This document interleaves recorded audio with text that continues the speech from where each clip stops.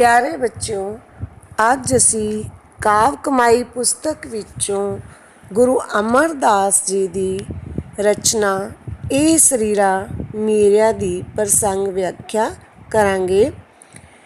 ਇਹ ਸਰੀਰਾ मेरिया इस जग में आए के क्या तुद कर्म कमाया, के कर्म कमाया तुद शरीरा जा तू जग में आया। जिन हरि तेरा रचन रचिया सो हर मन न वसाया। गुर प्रसादी हर मन वसिया पूरब लिखिया पाया। कहे नानक यह शरीर परवान होया जिन सतगुरु स्यो चित लाया। उपरोक्त काव्यबंध पंजाबी ਦੀ ਪਾਠ ਪੁਸਤਕ ਕਾਵ ਕਮਾਈ ਵਿੱਚੋਂ ਲਿਆ ਗਿਆ ਹੈ। ਗੁਰੂ ਅਮਰਦਾਸ ਜੀ ਦੀ ਅਨੁਪਮ ਰਚਨਾ ਇਹ ਸਰੀਰਾ ਮੇਰਿਆ ਵਿੱਚ ਦਰਜ ਹੈ। ਇਹਨਾਂ ਸਤਰਾਂ ਵਿੱਚ ਗੁਰੂ ਅਮਰਦਾਸ ਜੀ ਫਰਮਾਉਂਦੇ ਹਨ, ਉਸ ਸਰੀਰ ਨੂੰ ਇਸ ਸੰਸਾਰ ਵਿੱਚ ਆਇਆ ਸਫਲ ਨਹੀਂ ਮੰਨਿਆ ਜਾਂਦਾ ਜੋ ਪਰਮਾਤਮਾ ਨਾਲ ਚਿੱਤ ਜੋੜ ਪ੍ਰਭੂ ਨੂੰ ਆਪਣੇ ਦਿਲ ਵਿੱਚ ਨਹੀਂ ਵਸਾਉਂਦਾ। ਵਿਆਖਿਆ। ਇਹ ਸਰੀਰਾ ਮੇਰਿਆ इस जग में आके क्या तुद कर्म कमाया। गुरु अमरदास जी अपने शरीर ਨੂੰ ਸੰਬੋਧਨ ਕਰਦੇ ਹੋਏ ਕਹਿੰਦੇ ਹਨ, हे मेरे शरीर, इस जग में इस संसार ਵਿੱਚ ਤੂੰ ਆ ਕੇ ਕੀ ਕੰਮ ਕਰਦਾ ਫਿਰਦਾ ਹੈ।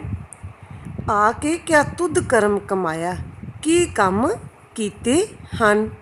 ਕੀ ਕਰਮ ਕਮਾਇਆ ਤੁਧ ਸਰੀਰਾ ਜਾ ਤੂੰ ਜਗ ਮੇ ਆਇਆ। ਜਦੋਂ ਤੋਂ ਇਸ ਸੰਸਾਰ ਵਿੱਚ ਆਇਆ ਹੈ ਤੂੰ ਕਿਹੜੇ ਚੰਗੇ ਕੰਮ ਕੀਤੇ ਹਨ। ਤੇਰੇ ਕਰਨ ਜੋ ਕੰਮ ਤਾਂ ਸਿਰਫ ਪ੍ਰਭੂ ਨੂੰ ਆਪਣੇ ਦਿਲ ਵਿੱਚ ਵਸਾਉਣਾ ਸੀ। जिन हरि तेरा रचन रचा, जिस हरि ने, जिस परमात्मा ने, जिस प्रभु ने तेरे इस शरीर की सिरजना की है, रचना की है, सो हर मन न वसाया।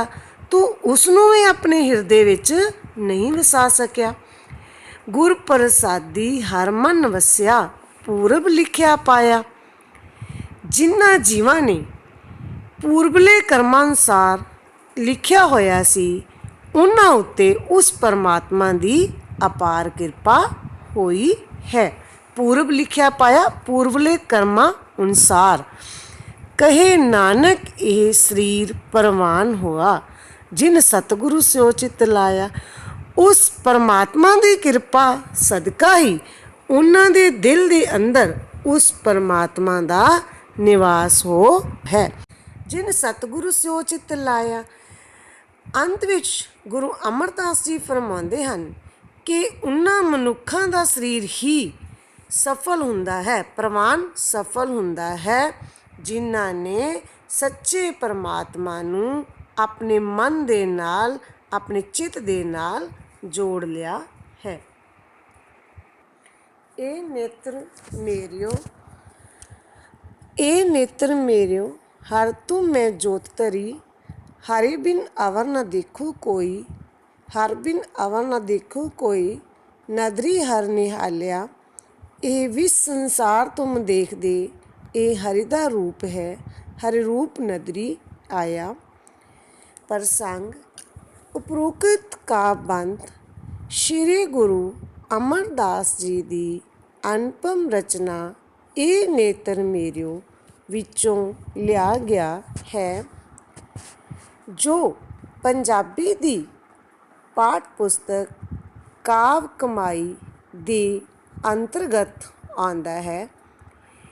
इन्हां सतरां विच गुरु अमरदास जी ने अपनियां अखां नूं संबोधन करदे होए कहा है कि इन्हां अखां विच उस परमात्मा ने एक जोत रखी हुई है, इसलिए उस दे नाल उस परमात्मा नूं ही वेखना चाहिदा है। व्याख्या।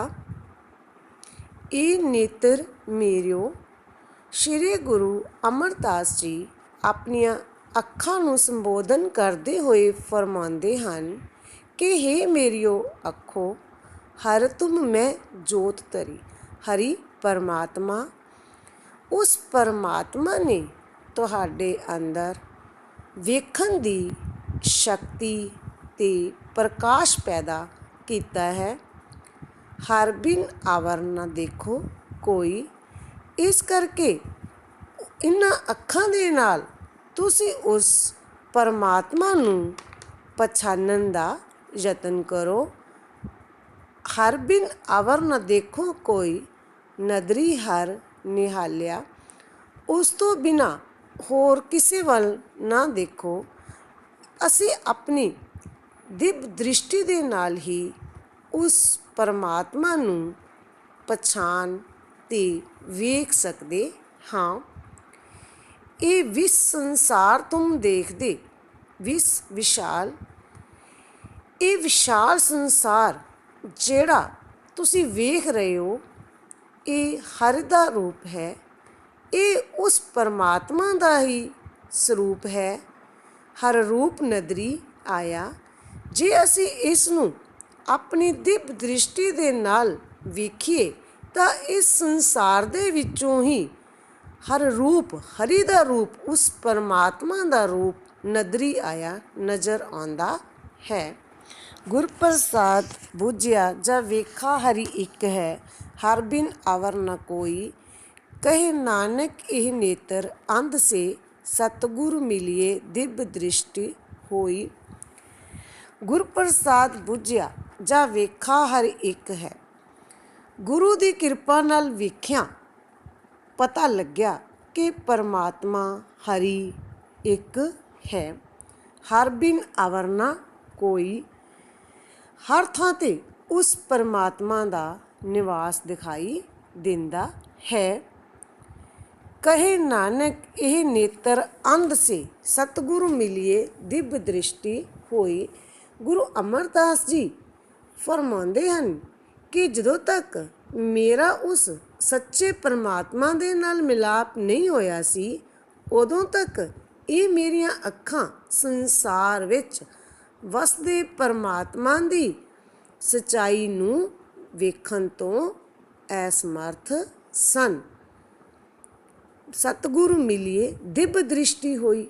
ਇਸ ਲਈ ਉਦੋਂ ਤੱਕ ਇਹ ਨੇਤਰ ਅੰਨੇ ਸਨ। ਜਦੋਂ ਪਰਮਾਤਮਾ ਦੀ ਅਪਾਰ ਕਿਰਪਾ ਹੋਈ ਤਾਂ ਇਹਨਾਂ ਨਾਲ ਵਾਸਤਵਿਕਤਾ ਨੂੰ ਪਛਾਣਨ ਦੀ ਦਿਵ ਦ੍ਰਿਸ਼ਟੀ ਪੈਦਾ ਹੋ ਗਈ। ਇਹ ਸਰਵਣ ਮੇਰਿਓ, ਸਰਵਣ ਹੁੰਦਾ ਕੰਨ। ਇਹ ਸਰਵਣ ਮੇਰਿਓ ਸਾਚੇ ਸੁਣਨੇ ਨੋ ਪਠਾਏ। ਸਾਚੇ ਸੁਣਨੇ ਨੋ ਪਠਾਏ, ਸਰੀਰ ਲਾਏ ਸੁਨੋ ਸਤ ਬਾਣੀ। ਜਿਤ ਸੁਣੀ ਮਨ ਤਨ ਹਰਿਆ, ਹੋਆ ਰਸਨਾ ਰਸ ਸਮਾਨੀ। ਸਚ ਅਲਖ ਵਿਡਾਨੀ ਤਾਕੀ ਗਤ ਕਹੀ ਨਾ ਜਾਏ। ਕਹੀ ਨਾਨਕ ਅੰਮ੍ਰਿਤ ਨਾਮ ਸੁਨੋ, ਪਵਿੱਤਰ ਹੋ ਸਾਚੇ ਸੁਣਨੇ ਨੋ ਪਠਾਏ। ਉਪਰੋਕਤ ਕਾਵਿ ਸਤਰਾਂ ਗੁਰੂ ਅਮਰਦਾਸ ਜੀ ਦੁਆਰਾ ਰਚਿਤ ਇਹ ਸਰਵਣ ਮੇਰਿਓ ਵਿੱਚ ਦਰਜ ਹਨ। ਇਹਨਾਂ ਸਤਰਾਂ ਵਿੱਚ ਗੁਰੂ ਅਮਰਦਾਸ ਜੀ ਨੇ ਆਪਣੇ ਕੰਨਾਂ ਨੂੰ ਸੰਬੋਧਨ ਕੀਤਾ ਹੈ। ਉਹ ਕਹਿੰਦੇ ਹਨ ਕਿ ਹੇ ਮੇਰਿਓ ਕੰਨੋ, ਤੁਹਾਨੂੰ ਪਰਮਾਤਮਾ ਨੇ ਸਰੀਰ ਦੇ ਨਾਲ ਲਾ ਕੇ ਭੇਜਿਆ ਹੈ। ਇਸ ਨਾਲ ਤੁਸੀਂ ਉਸ ਵਾਹਿਗੁਰੂ ਦੀ ਸੱਚੀ ਤੇ ਸੁੱਚੀ ਬਾਣੀ ਨੂੰ ਸੁਣੋ ਤਾਂ ਤੁਸੀਂ ਪਵਿੱਤਰ ਹੋ ਜਾਓਗੇ। ਵਿਆਖਿਆ। ਇਹ ਸਰਵਣ ਮੇਰਿਓ, ਗੁਰੂ ਅਮਰਦਾਸ ਜੀ ਫਰਮਾਉਂਦੇ ਹਨ, ਹੇ ਮੇਰਿਓ ਕੰਨੋ, ਸਾਚੇ ਸੁਣਨੇ ਨੋ ਪਠਾਏ। ਪਠਾਏ ਭੇਜੇ, ਸੁਣਨੇ ਸੁਣਨ ਲਈ, ਸਰਵਣ ਕੰਨੋ, ਕਿ ਇਹ ਮੇਰਿਓ ਕੰਨੋ ਤੁਹਾਨੂੰ ਸੰਸਾਰ ਵਿੱਚ ਉਸ ਪਰਮਾਤਮਾ ਦਾ ਨਾਮ ਸੁਣਨ ਲਈ ਭੇਜਿਆ ਗਿਆ ਹੈ। ਸਰੀਰ ਲਾਏ, ਸਰੀਰ ਦੇ ਨਾਲ ਲਾਇਆ ਗਿਆ ਹੈ। ਸੁਣੋ ਸਤ ਬਾਣੀ, ਸਤ ਸੱਚੀ ਬਾਣੀ। ਤੁਹਾਨੂੰ ਇਸ ਉਦੇਸ਼ ਲਈ ਸਰੀਰ ਦੇ ਨਾਲ ਲਾਇਆ ਗਿਆ ਹੈ ਕਿ ਤੁਸੀਂ ਕੇਵਲ ਉਸ ਪਰਮਾਤਮਾ ਦੀ ਸੱਚੀ ਬਾਣੀ ਨੂੰ ਸੁਣੋ। ਜਿਤ ਸੁਣੀ ਮਨ ਤਨ ਹਰਿਆ, ਜਿਨ੍ਹਾਂ ਨੇ ਉਸ ਪਰਮਾਤਮਾ ਦੀ ਸੱਚੀ ਬਾਣੀ ਨੂੰ ਸੁਣਿਆ, ਉਹਨਾਂ ਦਾ ਤਨ ਅਤੇ ਮਨ ਹਰਾ ਹੋ ਗਿਆ, ਅਰਥਾਤ ਖੁਸ਼ੀ ਨਾਲ ਖਿੜ ਉੱਠਿਆ, ਹੋਇਆ ਰਸਨਾ ਰਸ ਸਮਾਨੀ, ਤੇ ਉਹਨਾਂ ਦੀ ਜੀਭ ਵਿੱਚ ਮਿਠਾਸ ਪੈਦਾ ਹੋ ਗਈ। ਸੱਚ ਅਲਖ ਵਡਾਨੀ ਤਾਕੀ ਗਤ ਕਹੀ ਨਾ ਜਾਏ। ਉਸ ਪਰਮਾਤਮਾ ਦੇ ਨਾਮ ਤੇ ਉਸ ਦੀ ਜਿਹੜੀ ਉਸਤਤ ਹੈ ਉਹ ਬਿਆਨ ਨਹੀਂ ਕੀਤੀ ਜਾ ਸਕਦੀ। ਇਹ ਸਭ ਕੁਝ ਹੈਰਾਨ ਕਰਨ ਵਾਲਾ ਹੈ। ਕਹੇ ਨਾਨਕ ਅੰਮ੍ਰਿਤ ਨਾਮ ਸੁਣੋ। ਤੁਸੀਂ ਅੰਮ੍ਰਿਤ ਰੂਪ ਬਾਣੀ ਵਿੱਚ ਦਿੱਤੀ ਉਸ ਪਰਮਾਤਮਾ ਦੀ ਉਸਤਤ ਨੂੰ ਸੁਣੋ ਤਾਂ ਪਵਿੱਤਰ ਹੋਵੋ। ਤਾਂ ਇਸ ਤਰ੍ਹਾਂ ਤੁਸੀਂ ਪਵਿੱਤਰ ਹੋ ਜਾਓਗੇ। ਸੁਣਨੇ ਨੂੰ ਪਠਾਏ, ਇਹੋ ਸੱਚ ਦੀ ਬਾਣੀ ਨੂੰ ਸੁਣਨ ਲਈ ਹੀ ਉਸ ਪ੍ਰੀਤਮ ਪਿਆਰੇ ਨੇ ਤੁਹਾਡੇ ਸਰੀਰ ਦੇ ਨਾਲ ਕੰਨਾਂ ਨੂੰ ਲਾ ਕੇ ਇਸ ਸੰਸਾਰ ਵਿੱਚ ਭੇਜਿਆ ਹੈ। ਇਸ ਲਈ ਉਸ ਦੇ ਨਾਲ ਉਸ